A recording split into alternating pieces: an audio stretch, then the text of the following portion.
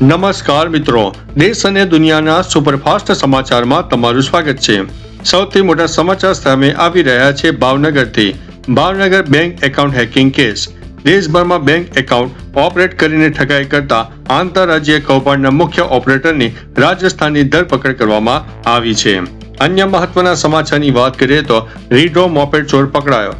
Vadodara crime બ્રાન્ચે શહેરોમાંથી સતત two wheeler ચોરતા Munawar Sheikh નામના રીઢા તસ્કરને ઝડપી લીધો છે।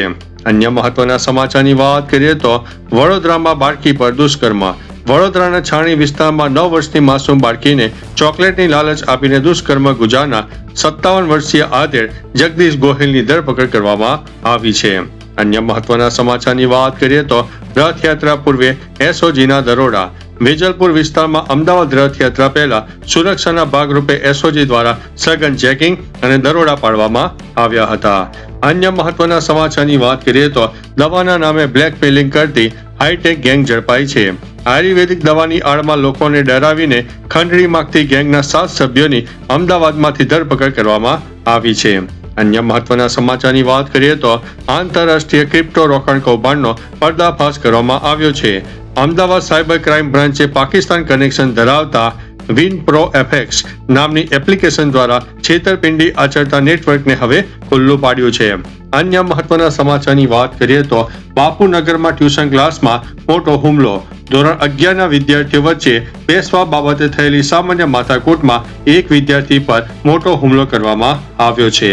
અન્ય મહત્વના સમાચારની વાત કરીએ તો નવસારીમાં લાંચ લેતા તલાટી ઝડપાયા છે।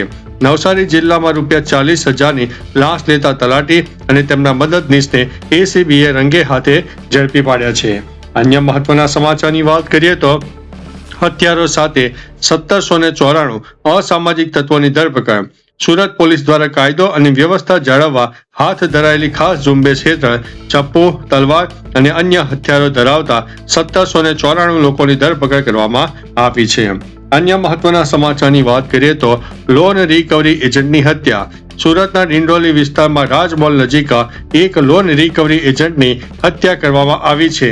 સીસીટીવી ફૂટેજના આધારે તપાસ ચાલુ કરવામાં આવી છે। અન્ય મહત્વના સમાચારની વાત કરીએ તો બાળકી પર દુષ્કર્મ। સુરતના સલાબતપુરા વિસ્તારમાં સગીરા પર દુષ્કર્મ આચરવાના કેસમાં નરાધમ સામે ગુનો નોંધીને વધુ તપાસ હાથ ધરવામાં આવી છે। અન્ય મહત્વના સમાચારની વાત કરીએ તો કામરેજમાં નકલી ફ્રૂટ બિયર ફેક્ટરી સીલ। કામરેજના ધાતવા ગામે ચાલતી ગેરકાયદેસર નકલી ફ્રૂટ બિયર બનાવતી ફેક્ટરી પર એલસીબીએ દરોડા પાડીને 1.78 લાખનો મુદ્દામાલ જપ્ત કર્યો છે। અન્ય મહત્વના સમાચારની વાત કરીએ તો સુરત કોર્ટને બોમ્બથી ઉડાવી દેવાની ધમકી મળી।